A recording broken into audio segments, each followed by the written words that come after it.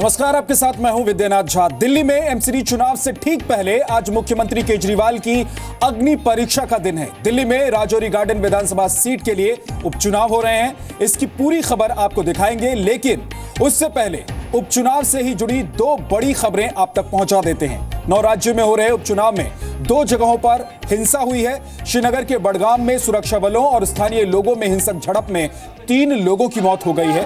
Voting का विरोध कर रहे लोगों ने पोलिंग बूथ पर पथराव किया। एक जगह ईवीएम को भी जला दिया गया। वहीं मध्य प्रदेश की भिंड विधानसभा में भी वोटिंग हो रही है। यहां कांग्रेस उम्मीदवार के काफिले पर हमला हुआ है। तो ये 2 तस्वीरें हैं आज देश भर के अलग अलग राज्यों में हो रहे उपचुनाव के। 2 जगहों पर हिंसक झड़प हुई है। भिंड मध्य प्रदेश में देखिए, कुछ लोगों ने उत्पात मचाने की कोशिश की, ईवीएम को आग के हवाले कर दिया। तो बड़गांव में लोगों ने उपचुनाव का विरोध किया। इसके बाद सुरक्षा बलों के साथ उनकी झड़प हुई। 3 लोग अभी तक इस झड़प में 3 लोगों की मौत हो चुकी है।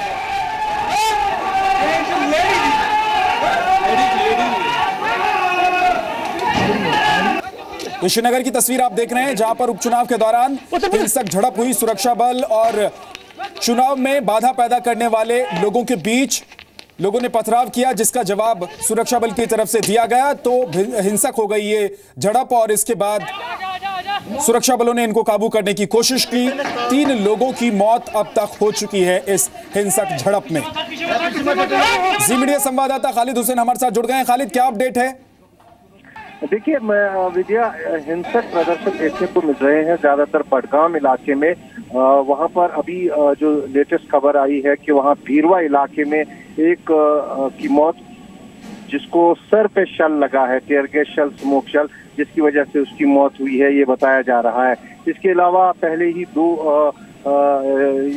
लोगों की मौत हुई थी। जो चाडोरा इलाका है बड़गाम जिले का, फायरिंग में उनकी मौत बताई जा रही है।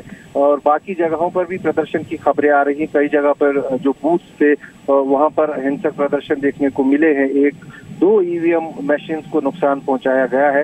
काफी कम वो पोल परसेंटेज अभी तक देखा गया, जो हमें इंफॉर्मेशन डिपार्टमेंट ने अभी तक बताया है कि 11 बजे तक 3.5% पोल हुए हैं। जिसमें अगर वोटिंग की बात करें तो गांधरबल के ऊपरी इलाके, कंगन या लार, इन इलाकों में रिपोर्ट्स आ रही है कि वहां पोलिंग अच्छी हो रही है। लेकिन श्रीनगर में और बड़गाम में खासकर बहुत हिंसा के बाद काफी फर्क पड़ा है। जिन जगहों पर हिंसक झड़पें हुई हैं वहां पर पोलिंग जारी है क्या अभी भी?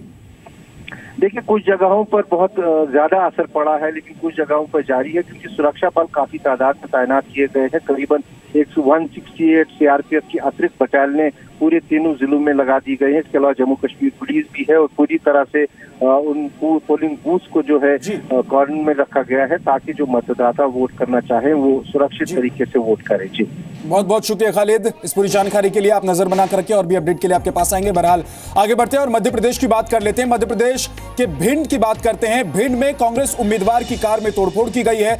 2 लोगों के घायल होने और बूथ कैप्चरिंग की भी खबर है। कांग्रेस ने हिंसा के पीछे बीजेपी का हाथ होने का आरोप लगाया है।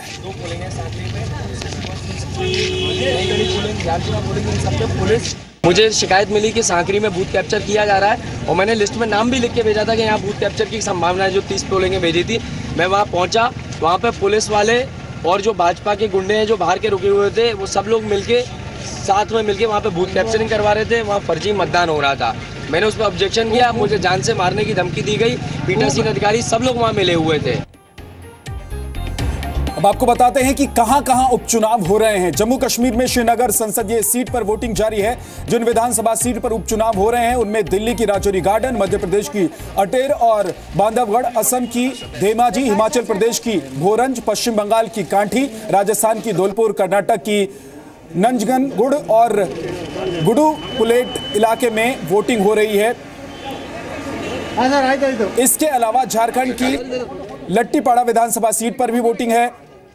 दिल्ली में अरविंद केजरीवाल की साख दांव पर है। कांग्रेस का दावा है कि जीत उनकी ही होगी।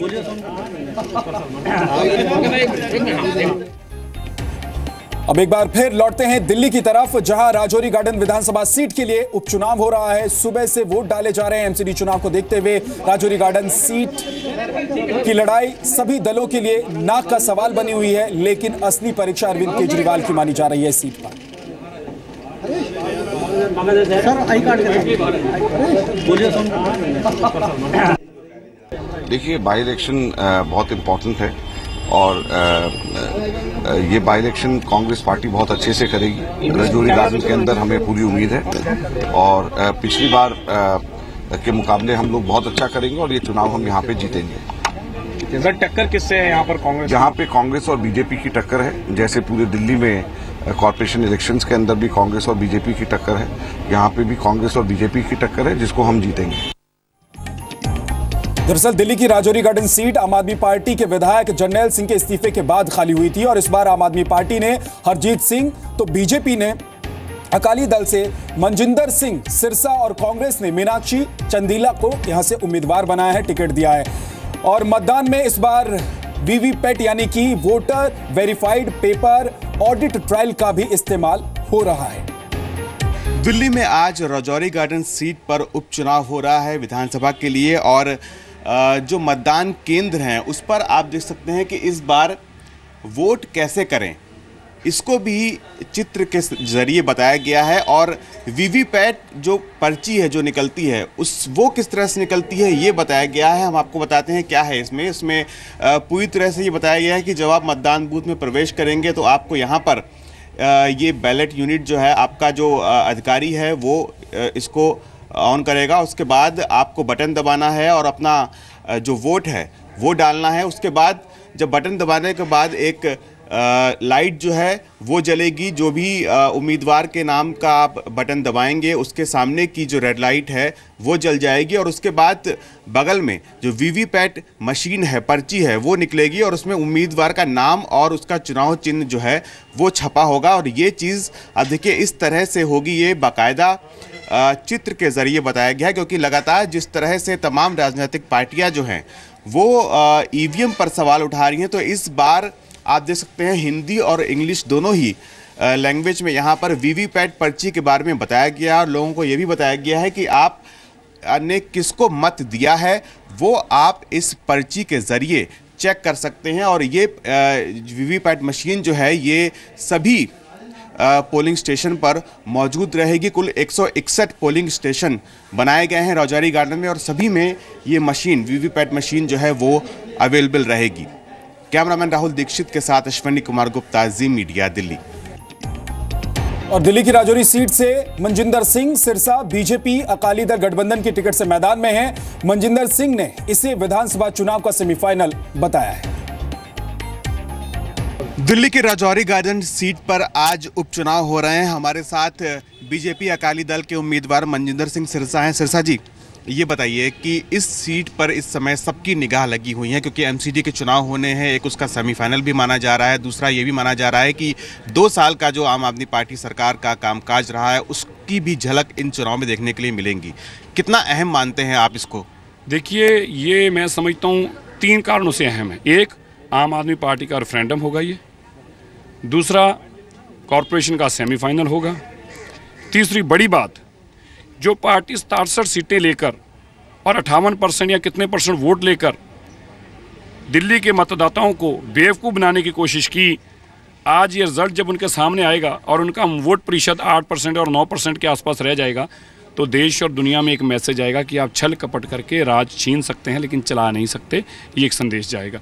सेमीफाइनल है, ये सवाल अगर केजरीवाल जी से आप पूछेंगे तो जवाब नहीं दे पाएंगे क्योंकि उनको पता है वो हार रहे हैं।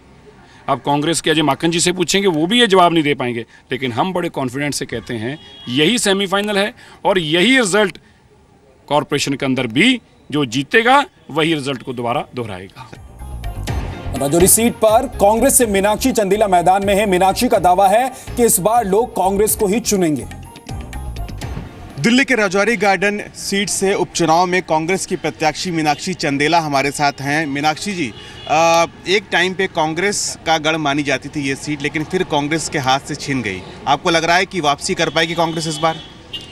2.5 साल में तीसरा चुनाव है ये, उपचुनाव जो होने जा रहे हैं इसमें लोगों को 2.5 साल में मान लिया है कि 2.5 साल पहले जो प्रत्याशी आए थे उनकी मंशाएं गलत थी, उनकी नीतियां गलत थी। अगर उनकी इच्छा होती क्षेत्र में काम करने की तो तीसरे चुनाव की नौबत नहीं आती।